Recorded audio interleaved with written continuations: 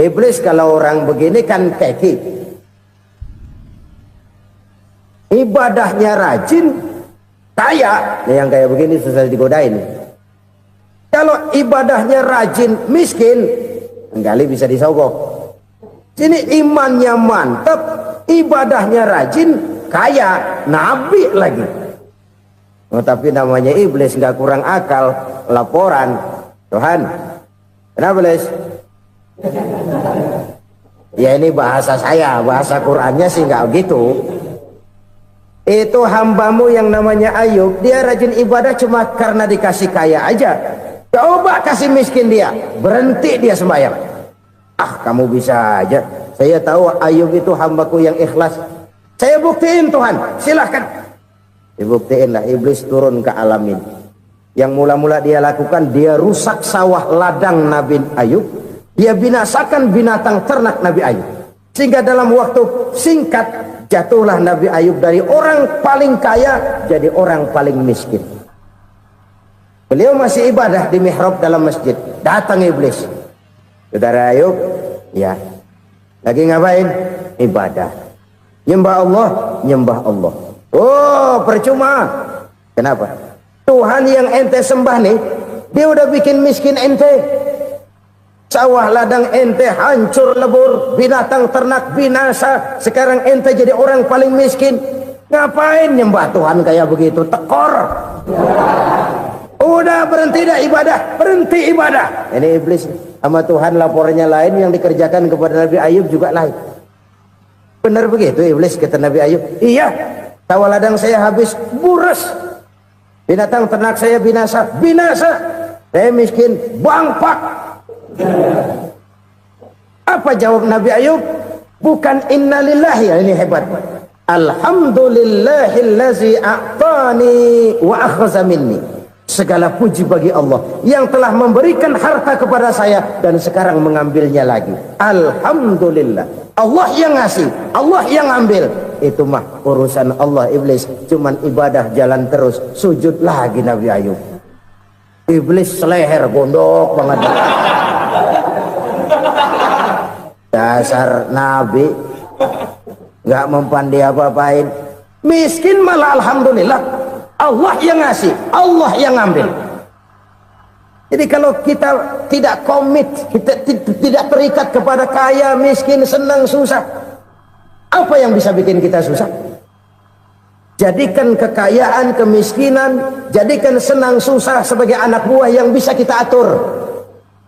Jangan kekayaan ngatur kita, jangan kemiskinan ngatur kita. Kita yang harus mengatur mereka.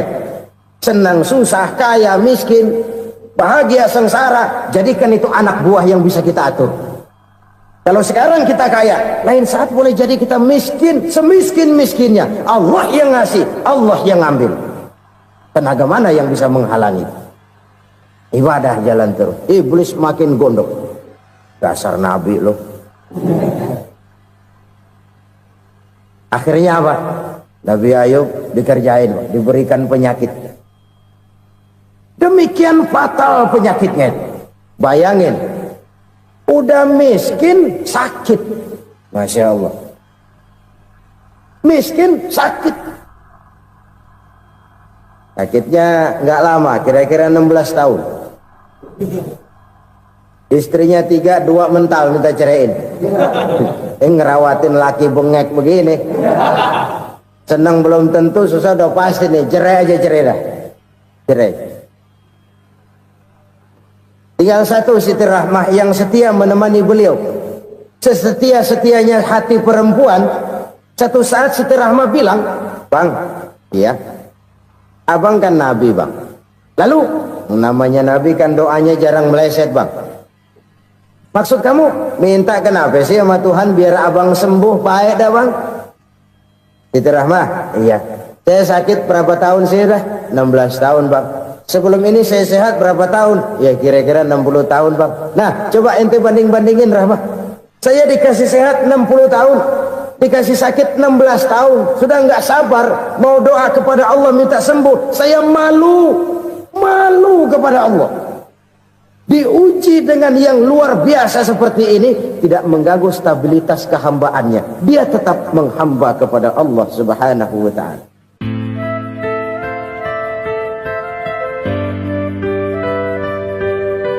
Selalu berusaha menyimpan sesuatu yang bisa membawa manfaat, baik untuk dirinya, untuk anak cucunya, maupun untuk keluarganya, untuk masa kini dan masa depannya.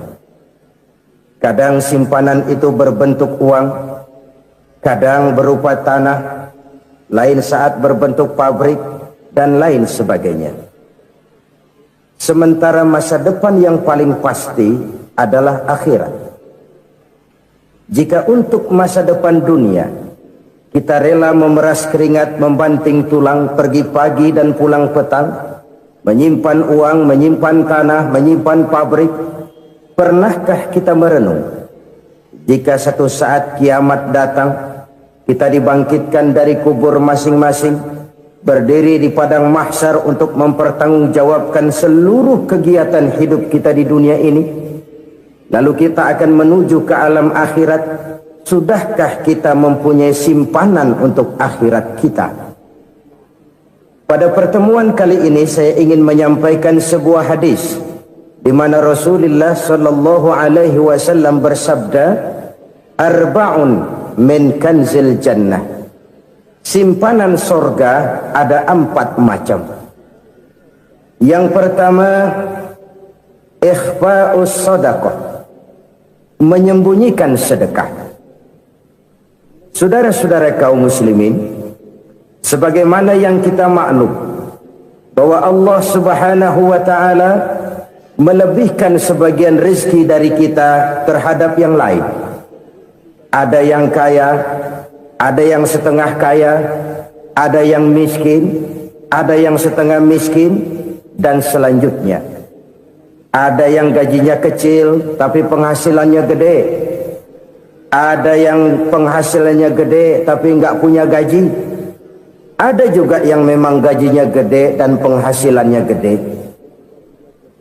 Kelebihan rezeki merupakan sunnatullah dan tidak harus membuat kita merasa lebih dari yang lain. Bahkan sebaliknya, kelebihan itu harus membuat kita ringan tangan untuk menolong mereka yang memang memerlukan pertolongan. Kalau saudara diberikan ilmu, maka pertanyaan akhirat cuma satu: ilmumu kau amalkan untuk apa? Kalau saudara diberikan umur yang panjang, pengadilan akhirat juga bertanya satu: umurmu kau habiskan di mana? Tapi kalau saudara diberikan harta, pengadilan akhirat akan bertanya 2: hartamu kau dapat dari mana? Kau belanjakan kemana? Dari mananya ditanya dan kemananya juga ditanya. Oleh karena kita akan dimintakan pertanggungan jawab, maka amanah yang bernama harta ini harus kita gunakan dengan sebaik-baiknya. Ada penggunaan yang merupakan kewajiban, itu zakat namanya. Ada penggunaan yang sewaktu-waktu, itu infak namanya. Ada yang lebih sewaktu-waktu lagi, dan itu sedekah namanya.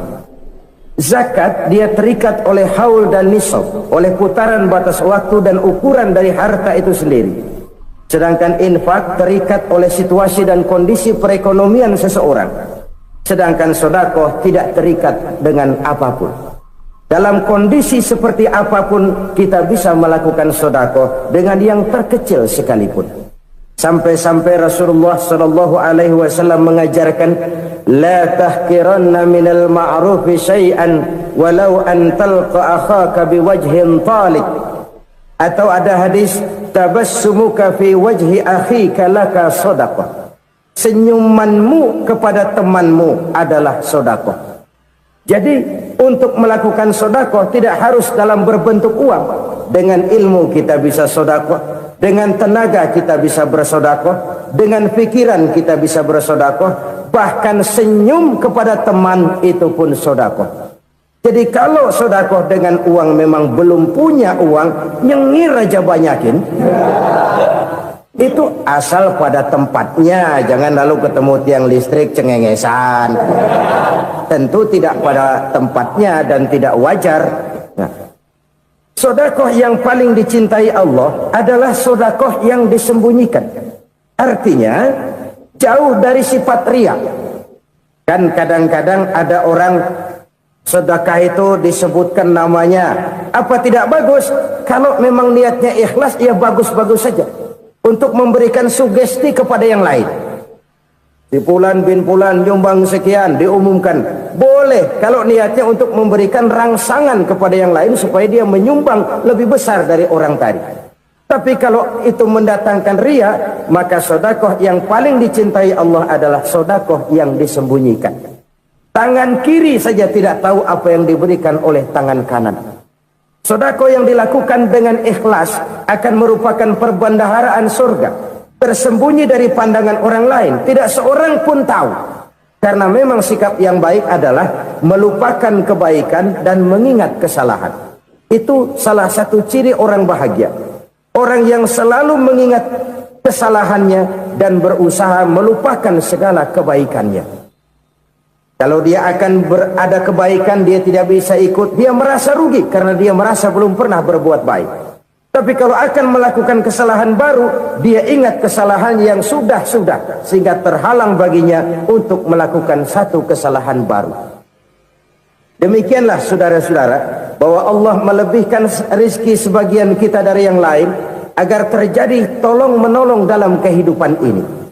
Jadi kesenjangan yang nature, kesenjangan yang alami, itu sunnatullah. Ada yang kaya, ada yang miskin, ada yang kelas menengah. Nah, kenapa lalu sekarang kita berusaha mengentaskan kemiskinan? Oleh karena adanya kesenjangan struktural. Kalau yang kaya bisa semakin kaya, kenapa yang miskin tidak bisa naik jadi ikut sedikit kaya? Sebab pada dasarnya Islam adalah agama yang sejak turunnya sudah berupaya memerangi kemiskinan. Bahkan dikatakan kemiskinan itu mendekatkan kepada kekufuran. Orang kalau miskin udah dekat banget sama kafir. Gampang menjadi kafir. Berapa banyak saudara-saudara kita yang oleh karena soal perut, oleh karena soal materi, terpaksa meninggalkan dan menanggalkan akidahnya. Menjual petunjuk yang diberikan Allah dengan kesenangan dunia yang cuma sebentar ini. Na'udzubillah, thumma na'udzubillah. Jadi makin kita sembunyikan satu sedekah, semakin banyak perbendaharaan kita di surga. Sedekah yang paling dicintai Allah adalah sedekah yang disembunyikan. Malahan ada seorang sufi, dia punya kebiasaan kalau pergi sholat Jumat dia bawa uang, itu uang dia taruh di bawah tikar masjid. Dia niat sedekah kepada siapa saja yang nemuin itu duit. Maksudnya apa? Supaya yang nemuin nggak tahu siapa yang punya duit. Demikian dia saking ingin menyembunyikan sedekahnya. Karena sifat riya itu bisa memakan amal kita sendiri. Riya itu termasuk menyebut-nyebut kebaikan kita. Orang yang suka nepuk dada, sedikit-sedikit ngitungnya kalau nggak gua. Tuh kalau nggak gua tuh yang belah situ, kalau nggak gua, kalau nggak gua. Iya, kalau nggak lu kenapa emang? Orang yang suka menepuk jasad, tuh biasanya memang begitu, saudara-saudara. Kalau perang lagi berkecamuk, orang nggak sempat ngaku jadi pahlawan. Tapi begitu perang selesai, yang kagak kenal bedil ngaku pahlawan, mas. Itu sesuatu yang biasa. Oleh karenanya, orang-orang yang ikhlas dalam bersedekah, disembunyikannya sedekah itu, Allah cinta betul. Malahan ada hadis memberikan jaminan, inna sedaqatal mar'il muslimi tazidu fil umri wa tadfa'u mitatas su'i. Sesungguhnya sedekahnya seorang mukmin tazidu fil umri, bisa menambah umur panjang, wa tadfa'u mitatas su'i, dan menyelamatkan manusia dari mati secara su'ul khatimah. Jadi siapa yang kepengen panjang umur, banyaklah sedekah. Yang bosan hidup, pelit terus. Sedekah menambah panjang umur dan menyelamatkan manusia dari mati secara su'ul khatimah. Pak, katanya umur itu nggak bisa ditambah, nggak bisa dikurangin. Kapan? Kalau ajal sudah datang. Fa idza jaa ajaluhum la yastakhiruna sa'atan wa la yastakdimun.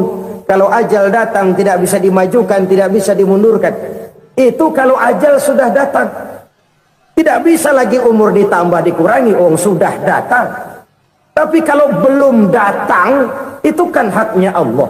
Mau ditambah, mau dikurangi, hak prerogatif Allah. Sebagai pencipta manusia, Allah Maha Kuasa dan Maha Mampu. Sedekah ini menambah panjang umur dan menyelamatkan manusia dari mati secara su'ul khatimah. Itu orang mati kan sama ya, kondisinya mati, nggak nafas. Tapi hakikat mati kan lain-lain. Ada yang mati itu husnul khatimah, baik akhirnya. Misalnya lagi ngaji mati, lagi sholat mati, lagi sedekah mati. Ini yang dinamakan dengan husnul khatimah, baik di akhirnya. Sebaliknya ada yang su'ul khatimah, jelek di akhirnya. Ini yang jadi catatan akhir. Lagi nyekek botol, mampus. Lagi banting kartu, modar. Su'ul khatimah, jelek pada akhirnya. Sedekah menyelamatkan manusia dari mati secara su'ul khatimah. Dan kita semua kepengen mendapat husnul khatimah, jauh dari su'ul khatimah. Oleh sebab itu yang bisa menyelamatkan kita dari penyakit itu antara lain adalah sedekah yang disembunyikan, yang dikerjakan dengan ikhlas karena Allah. Tidak karena kepengen dipuji orang, tidak karena ingin dikatakan orang pemurah, sebab orang dermawan itu orang yang memberi tanpa harus diminta. Kalau masih harus diminta, ya belum dermawan namanya, masih harus diminta. Kalau nggak diminta ya tulus, lolos, polos. Saudara-saudara kaum muslimin rahimakumullah, harta adalah amanat dan akan kita pertanggungjawabkan. Allah melebihkan rizki sebagian kita dari yang lain agar kita saling tolong menolong, bantu membantu. Nabi janjikan siapa yang meringankan beban saudaranya muslim di dunia, Allah akan meringankan bebannya di akhirat nanti. Sebuah jaminan dari baginda Nabi. Si orang yang kita bantu barangkali tidak bisa membalas, Allah yang akan membalas lewat jalan lain yang tidak pernah kita sangka-sangka. Ada orang tanya, Pak, ini ada orang nyumbang masjid sambil marah-marah, bagaimana? Saya bilang sumbangannya aja ambil, marahnya jangan. Marahnya jangan diambil, itu urusan dia. Saudara-saudara kaum muslimin rahimakumullah, umat Islam ini kan umat yang punya potensi besar. Kadang kita merenung, kenapa kadang-kadang pembangunan masjid kok lambat sekali? Kalau hotel hari ini peletakan pertama, bulan depan peresmian. Supermarket hari ini peletakan batu pertama, minggu depan peresmian. Tapi kalau sudah yang namanya masjid, kadang-kadang peletakan batu pertama sekaligus jadi batu terakhir. 3 tahun, 4 tahun, campur nebar jalak di jalanan, duit dijaring kayak ikan sepat. Apa tidak ada orang Islam yang kaya? Banyak. Apa tidak ada pengusaha muslim yang jadi konglomerat? Ada. Lalu yang belum banyak itu yang komit terhadap nilai-nilai agamanya. Akhirnya kita jatuh jadi umat yang lemah. Belum ada pengusaha konglomerat muslim buka pabrik supermi cap beduk misalnya umpamanya atau pabrik kecap cap sorban supaya identitas keislamannya sedikit kelihatan. Kita jatuh jadi umat yang lemah karena potensi tidak terinventarisir dengan baik. Kita ini ibarat kompor yang cuma matengin nasi orang lain. Potensi kita dimanfaatkan oleh orang lain. Ukhuwah Islamiyah kita baru terbatas kepada silaturahmi. Ukhuwah di bidang ekonomi kita lemah, ukhuwah di bidang kebudayaan kita lemah, apalagi ukhuwah di bidang politik kita lebih rapuh lagi. Padahal ukhuwah itu adalah totalitas kehidupan manusia, menyangkut ipolek sosbud. memerlukan nilai-nilai ukhuwah. Jadi oleh karena itu mari kita menyadari di dalam harta kita, walaupun kita yang cari pergi pagi pulang sore peras keringat banting tulang, di sana ada harta anak yatim, di sana ada hak masjid, di sana ada hak pesantren, di sana ada hak jihad. Berbahagialah seseorang apabila dia oleh Allah dijadikan keran. Keran itu menyimpan air, tapi tidak untuk dirinya, tapi disalurkannya kepada mereka yang memang memerlukannya. Saudara-saudara kaum muslimin rahimakumullah, ini yang pertama. Jadi perbendaharaan surga adalah menyembunyikan sedekah. Orang lain nggak tahu, kita pun nggak pernah ngitung-ngitung. Kita anggap lewat begitu saja, padahal itu deposit akhirat. Satu. Yang kedua, perbendaharaan surga itu apa? Wa kitmanul musibah, menyembunyikan kesulitan. Kadang orang takut menghadapi kesulitan, tapi makin kita merenung, hidup ini kan sebenarnya urusan. Takut sama urusan ya jangan hidup. Tandanya orang hidup itu kalau punya urusan. Urusan melupakan problem, problem sering menimbulkan kesulitan.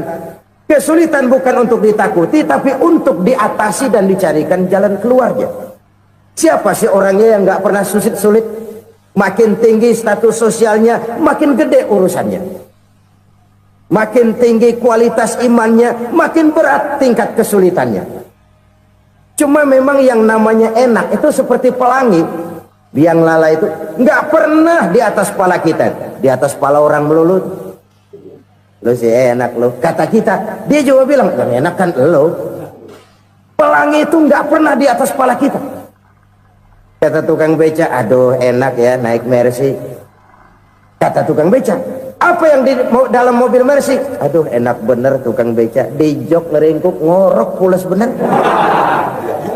Saya kamar pakai AC sejuk, tempat tidur sutra empuk, alga spring bed, kulak kulik nggak bisa pulas kalau belum minum Valium, belum tidur. Enak bener tukang beca, di jok ngorok nggak tahu wetan kulon. Si tukang beca bilang yang di Mercy enak, yang di Mercy bilang tukang beca enak. Inilah enak, nggak pernah di atas kepala kita, di atas kepala orang lain melulu enak itu. Nah saudara-saudara, yang merupakan perbendaharaan surga itu orang yang bisa menyembunyikan kesulitan, baik pribadi ataupun rumah tangga. Nih terutama rumah tangga yang jadi soalnya. Kadang-kadang kita ini kalau senang, sebaliknya kalau senang kita diam, kalem aja, cuek. Banyak banget duit kita bawaan, diam aja udah. Malah ketemu orang takut. Tapi begitu susah, sekampung tahu. Padahal Nabi mengajarkan perbendaharaan surga itu menyembunyikan musibah, menyembunyikan kesulitan. Kalau enak, cerita sama orang-orang. Kalau nggak enak, rasain sendiri, tekan sendiri, atasin sendiri. Kita kan sebaliknya, senang kita diam, asal lagi susah, paling tidak kita nyari teman buat cerita kesusahan. Siapa orangnya yang nggak pernah susah? Cuma soalnya bagaimana kita mengatasi kesusahan itu sendiri. Begitu juga misalnya kalau orang sudah berumah tangga, itu orang tuanya harus menjadi tempat dia cerita yang enak-enak saja. Yang nggak enak rasain berdua, selesaikan berdua, atasin berdua. Jangan dibalik. Asal senang diam, giliran susah saja. Maknya laporan. Terbalik. Bisa menjaga security informasi. Makan sama bayam, keluar diem, malah seluitan. Enak amat lo makan daging ayam. Security informasi. Saudara-saudara kaum muslimin rahimakumullah, ujian yang terberat itu yang pernah diberikan kepada para nabi, para rasul, para aulia, para ulama. Makin tinggi keimanan, makin berat bentuk kesulitan. Ayo saya kemukakan satu contoh saja. Ada seorang nabi yang kaya, nabi kaya, namanya Nabi Ayub. Iblis kalau orang begini kan keki, ibadahnya rajin, kaya, yang kayak begini susah digodain. Kalau ibadahnya rajin, miskin, kali bisa disogok. Sini imannya mantap, ibadahnya rajin, kaya, nabi lagi. Oh, tapi namanya iblis nggak kurang akal. Laporan, Tuhan, kenapa Les? Ya ini bahasa saya, bahasa Qurannya sih nggak gitu. Itu hambamu yang namanya Ayub, dia rajin ibadah cuma karena dikasih kaya aja. Coba kasih miskin dia, berhenti dia sembahyang. Ah, kamu bisa aja. Saya tahu Ayub itu hambaku yang ikhlas. Saya buktiin Tuhan, silahkan. Dibuktiin lah, iblis turun ke alam ini. Yang mula-mula dia lakukan, dia rusak sawah ladang Nabi Ayub. Dia binasakan binatang ternak Nabi Ayub. Sehingga dalam waktu singkat, jatuhlah Nabi Ayub dari orang paling kaya, jadi orang paling miskin. Beliau masih ibadah di mihrab dalam masjid. Datang iblis. Saudara Ayub, ya. Lagi ngapain? Ibadah. Nyembah Allah, nyembah Allah. Oh, percuma. Kenapa? Tuhan yang ente sembah nih, dia udah bikin miskin ente. Sawah ladang ente hancur lebur, binatang ternak binasa. Sekarang ente jadi orang paling miskin. Ngapain nyembah Tuhan kayak begitu? Tekor.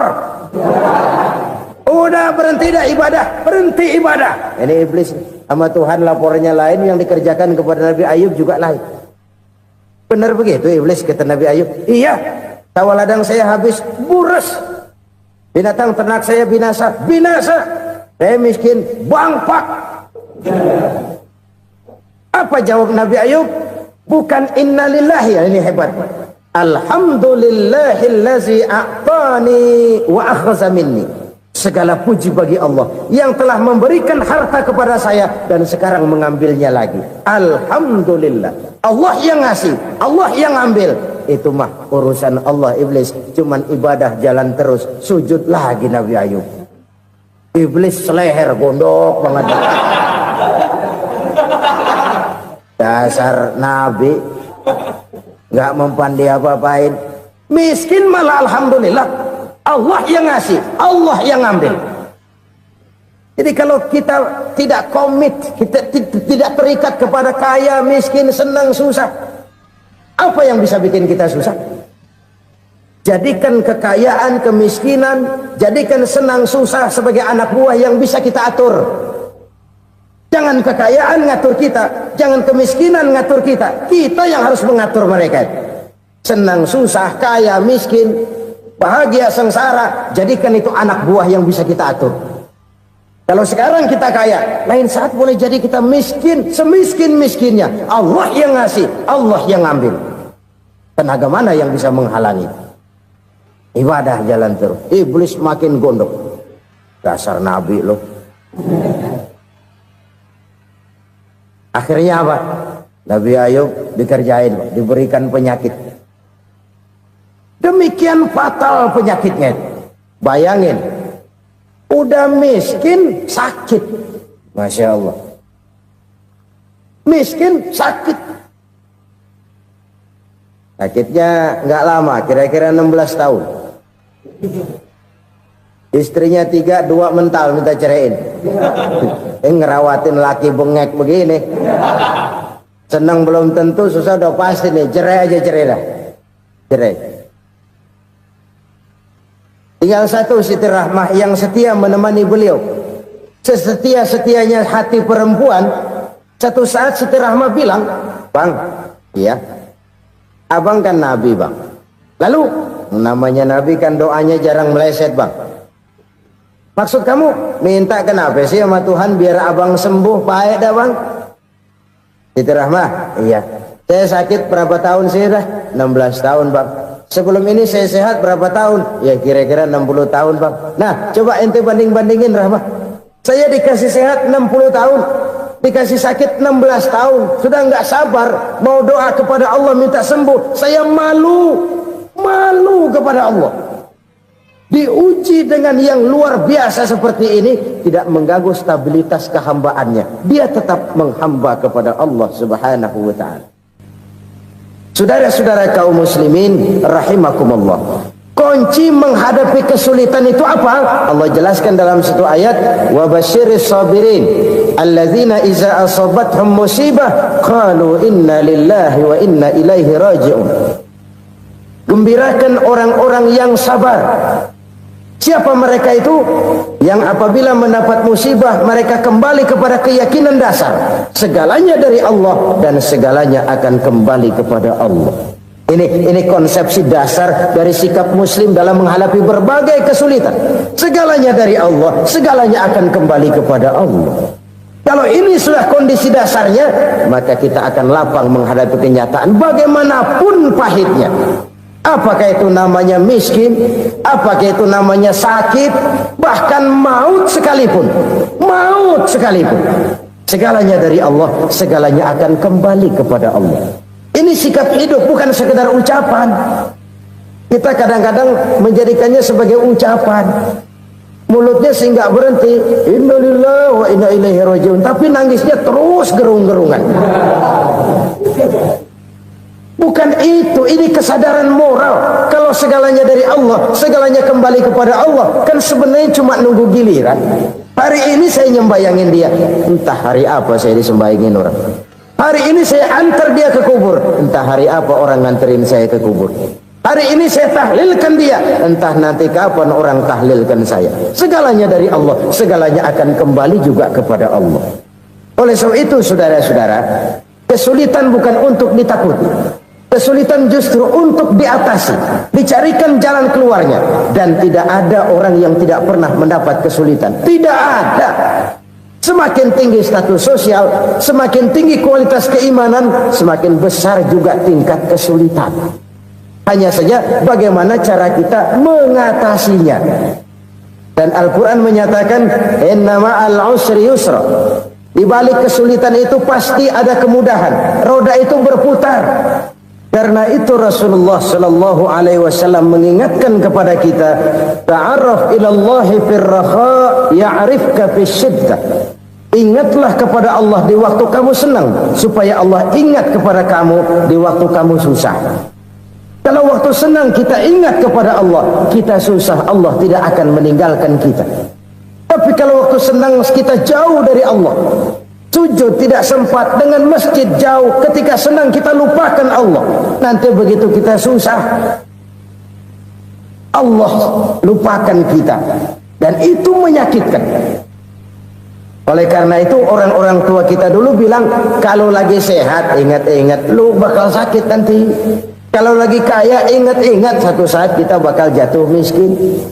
Bahkan kalau lagi muda ingat-ingat kita bakal tua. Dan yang terpenting kalau lagi hidup ingat-ingat kita bakal mati.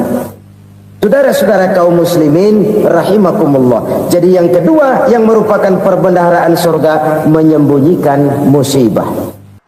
Saudara-saudara kaum muslimin rahimakumullah.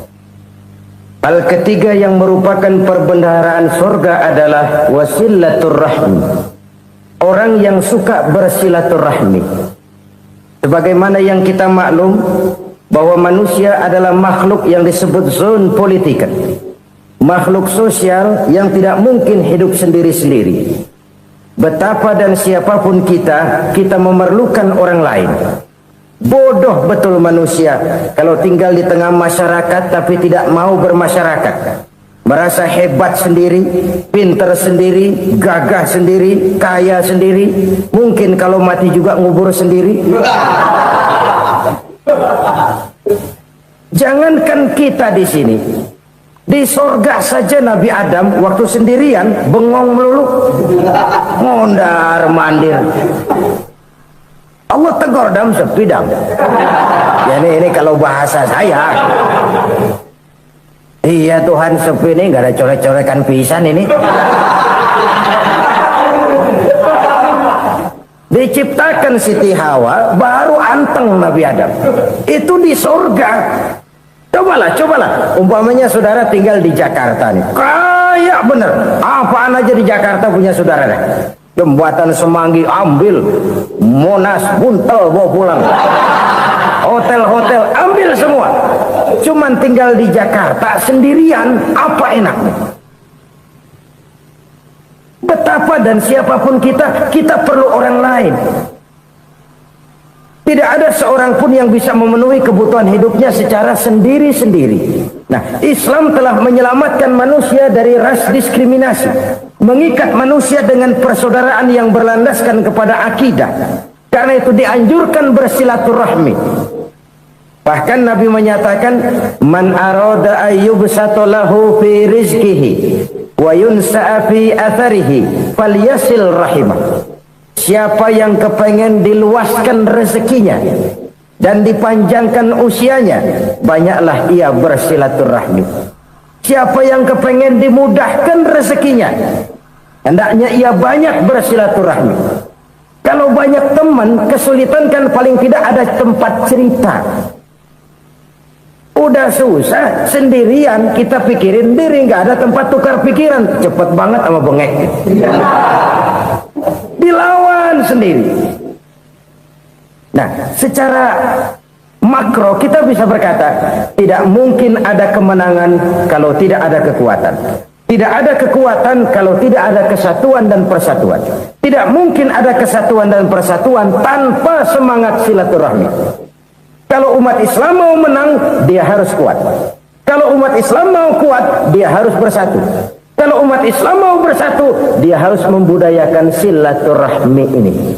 Bahkan sampai-sampai kata Nabi, kalau bisa cari nilai tambah. Apa? Silman qata'ak. Bersilaturahmilah kau kepada orang yang marah denganmu. Masya Allah, indahnya ajaran agama kita. Orang yang marah pun kepada kita, kata Nabi, kalau bisa bersilaturahmilah kepadanya, kepada orang yang marah itu. Di situ nilai tambah. Cuman jujur nih, hadis ngucapinnya gampang, ngamalinnya yang berat banget.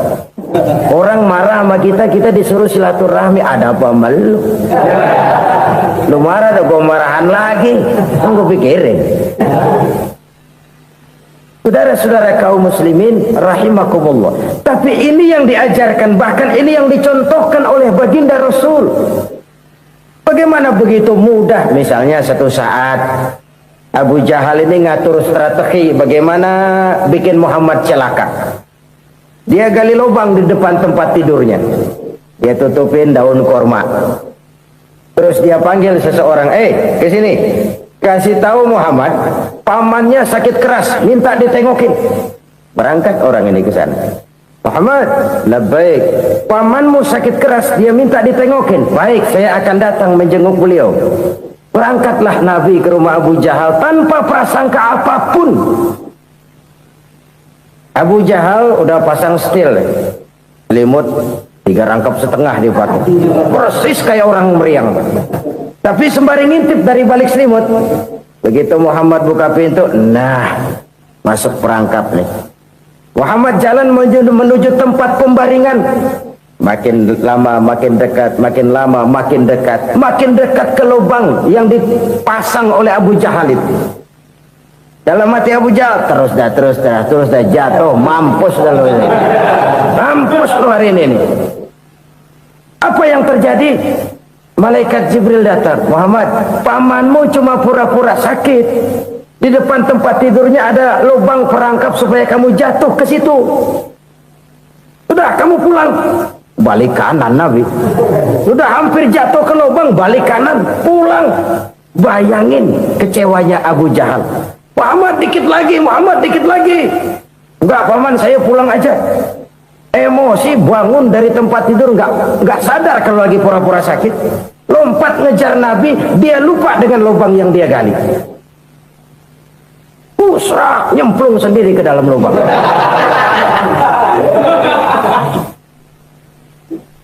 Nabi terus berlalu.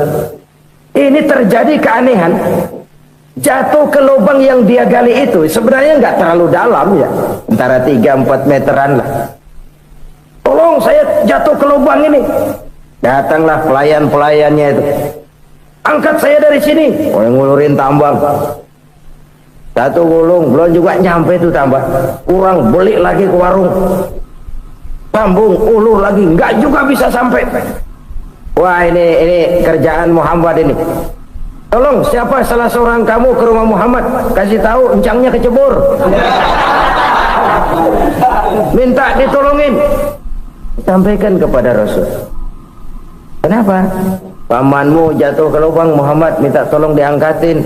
Hambang udah nyambung-nyambung gak nyampe juga. Ya, nanti saya datang, saya tolong. Coba. Nyata-nyata orang berniat jahat mau mencelakakan dia. Datang dia menolong. Ini yang disebut air tuba dibalas air susu ya ini. Bukan sebaliknya. Air tuba dibalas air susu. Paman, kecebur ya? Iya Muhammad, tolong ini. Pegang tangan saya. Nabi ulurkan tangannya, nyampe. Dipegang oleh Abu Jahal, diangkat ke atas. Sampai atas, apa kata Abu Jahal? Sihirmu memang hebat Muhammad. Udah ditolongin dikata sihir. Yang enak kita kemplang kan itu orang ini. Urusan apa? Tapi inilah akhlak. Kalau bisa kamu bersilaturahmilah dengan orang yang marah kepadamu sekalipun. Orang marah kita tetap baik. So, kalau kita berbuat baik sama orang yang memang baik, rasanya sih biasa-biasa aja. Orang baik kita baik lagi, ya draw aja, belum ada nilai tambah di situ. Baru ada nilai tambah kalau kita bisa berbuat baik kepada orang yang nyakitin kita. Itu namanya kita setingkat di atas dia. Dia sakitin kita, kita berbuat baik sama dia. Dia pelit sama kita, kita baik sama dia. Dia marahin kita, kita deketin dia. Di situ kita punya nilai tambah. Jadi siapa yang ingin diluaskan rezekinya kata Nabi dan dipanjangkan umurnya, hendaklah ia banyak-banyak bersilaturahmi. Sederhana sebenarnya silaturahmi, tapi silaturahmi membangkitkan semangat kesatuan dan persatuan. Kesatuan dan persatuan melahirkan kekuatan. Dalam matematika 1 ditambah 1 pasti 2. Tapi di tengah masyarakat, 1 orang takut ditambah 1 orang takut, hasilnya jadi 2 orang setengah berani. Kenapa setengah berani? Karena udah berdua. Tadi pan takut sendirian. Kalau dia kumpul turu-turu takut lah jadi berani. Kita yang lemah, kita yang tidak berdaya, kita yang miskin, kalau mau kompak bersatu, apa yang nggak bisa kita kerjain? Apalagi tinggal di kota besar, pilihan cuma 2. Bertahan atau minggir. Bertahan atau minggir. Untuk bisa bertahan harus mampu bersaing. Untuk mampu bersaing harus punya keahlian. Keahlian harus ditunjang dengan pendidikan, ditambah oleh kekompakan sebagai umat. Udah miskin mencar mulu, orang injak kita. Orang nggak pandang urusan apa malu. Oleh karena itu silaturahmi pada hakikatnya merupakan roh dari ukhuwah yang diajarkan oleh agama kita. Bagaimana Islam menyelamatkan masyarakat manusia dari ras diskriminasi, mengikat manusia, dan tidak ada persaudaraan yang lebih indah selain persaudaraan yang diikat dengan nilai-nilai akidah. Sepanjang orang di jalan Allah, itulah saudara kita. Keluar dia dari jalan Allah, selesailah persaudaraan sampai di situ. Karena itu, kalau ingin menyimpan sesuatu di surga, banyaklah bersilaturahmi. Datang ke rumah ini, datang ke rumah itu, dan lain sebagainya. Itu simpanan kita di akhirat nanti. Ini yang ketiga. Saudara-saudara, yang keempat, perbendaharaan surga itu apa? Wa qawlu la hawla wa la quwwata illa billah. Ucapan la hawla wa la quwwata illa billah. Ibadah kan ada yang berat, modalnya besar. Bangun masjid berat, modalnya besar. Bangun rumah sakit berat, modalnya besar. Ada ibadah yang berat, tapi modalnya ringan. Misalnya puasa. Puasa itu berat, mengendalikan nafsu. Kalau sekedar nggak makan nggak minum sih enteng, mengendalikan nafsu. Itu jihad terbesar, tapi kan modalnya ringan, cuma niat saja. Ini ibadah berat, modalnya ringan. Ada ibadah yang ringan, modalnya juga enteng. Seperti termasuk ucapan la haula wa la quwwata illa billah. Tanpa sadar, la haula wa la quwwata illa billah. Nyelengin tuh di surga. Nyelengin, kita nggak terasa. Nyelengin simpenan akhirat. La haula wa la quwwata illa billah. Nyimpan lagi. Kaget, la haula wala quwata illa billah, nyimpan lagi, banyak simpanan. Walaupun sebenarnya yang dimaksud di sini adalah kesadaran batin bahwa tidak ada daya dan kekuatan kecuali Allah. Itu intinya. Kita memulai pekerjaan disunahkan baca bismillah, kan begitu? Apa itu? Kesadaran moral bahwa ini saya bisa kerjakan. Saya kerjakan ini dengan menyebut nama Allah. Kenapa? Kalau Allah tidak memberikan daya dan kekuatan, mana mampu saya kerjakan ini. Maka saya kerjakan ini dengan menyebut nama Allah. Bismillah. Kesadaran moral. Manusia hanya wajib berusaha, tapi nggak pernah wajib berhasil. Banyak hal-hal yang kalau kita renungkan secara rasio nggak mungkin, tapi jadi kenyataan. La haula wala quwata illa billah. Tidak ada daya dan kekuatan kecuali bagi Allah semata-mata. Kesadaran moral akan kelemahan dan keterbatasan makhluk bernama manusia. Kadang kita kagum dengan otak, tapi kita sering lupa sama yang bikin otak. Padahal bagaimanapun hebatnya otak, yang bikin otak pasti lebih hebat dari otak. Nggak percaya, silahkan otak-otakan.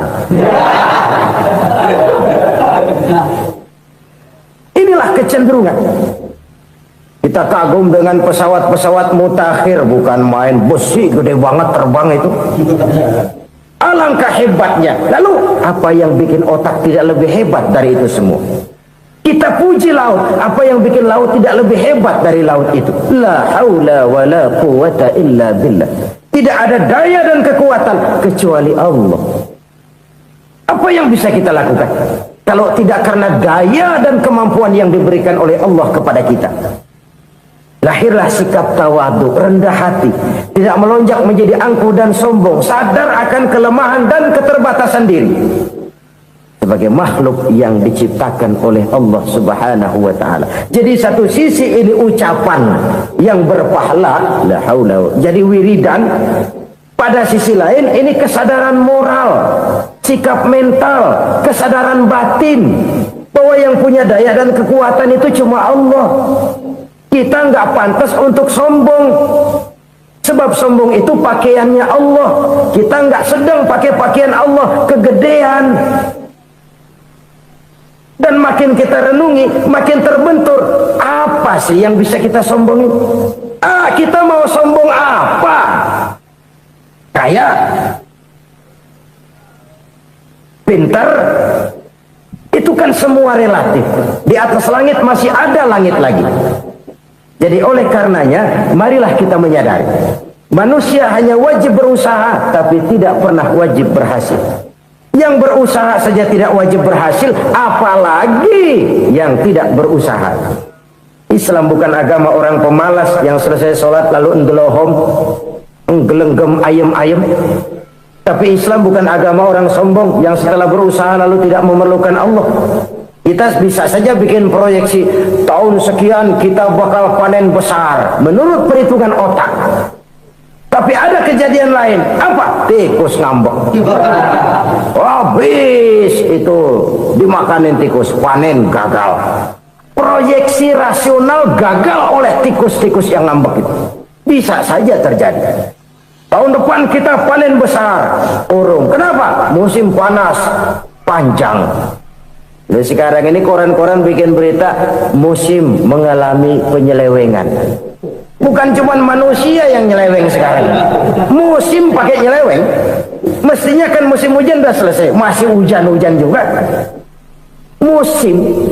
Nah sekarang kita boleh bikin proyeksi, kita bakal panen besar. Tahu-tahu musim panas panjang, sawah retak, air kering. Cari teknokrat yang paling botak, suruh pendekin tuh musim panas. La haula wala quwata illa billah. Inilah kesadaran moral. Saudara, saya teringat satu saat ada seorang konglomerat. Umurnya ya kira-kira 70-an. Satu saat dia ditanya oleh wartawan, "Pak, umur Bapak berapa sih?" "Ya paling 10 tahun." 10 tahun? 10 tahun? Anak Bapak berapa orang? Satu. Satu saja? Satu. Harta Bapak berapa? Ya paling-paling bangsa 7 7 juta kali. 7 juta? Iya. Pak, kenapa Bapak bohongi saya? Bapak punya buku biografi. Koran-koran, majalah-majalah banyak memuat cerita riwayat hidup Bapak. Saya tahu umur Bapak 70. Kenapa bilang cuma 7 tahun? Saya tahu anak Bapak 8. Kenapa cuma bilang 1? Saya tahu harta Bapak miliaran, mungkin triliunan, pabrik di mana-mana, bank di mana-mana. Kenapa bilang uang Bapak cuma 7 juta? Nah, kata si konglomerat tadi, kamu benar nak, kamu benar. Umur saya kalau jumlahnya memang 70 nak. Cuman ingat-ingat saya, baru 7 tahun terakhir ini saya sujud. Baru 7 tahun terakhir ini saya berusaha dekat dengan Allah. Saya laksanakan perintahnya, saya jauhi larangannya. 7 tahun inilah rasanya yang ada nilainya di hadapan Allah. Yang 63 tahun matong, kelabu, kelem umur gue. Habis untuk maksiat, untuk munkarat. Maka ketika ditanya tadi, umur saya 7 tahun itu. Oh begitu Pak. Oh iya. Lalu anak Pak, anak Bapak kan 8. Kenapa bilang cuma 1? Nah, kalau jumlah hitungannya memang anak saya 8. Tapi dari 8 orang ini rasanya cuma 1 nih yang bakal jadi buah hati, belahan jantung, pelanjut cerita, penerus sejarah, bakal jadi anak soleh yang akan mendoakan saya.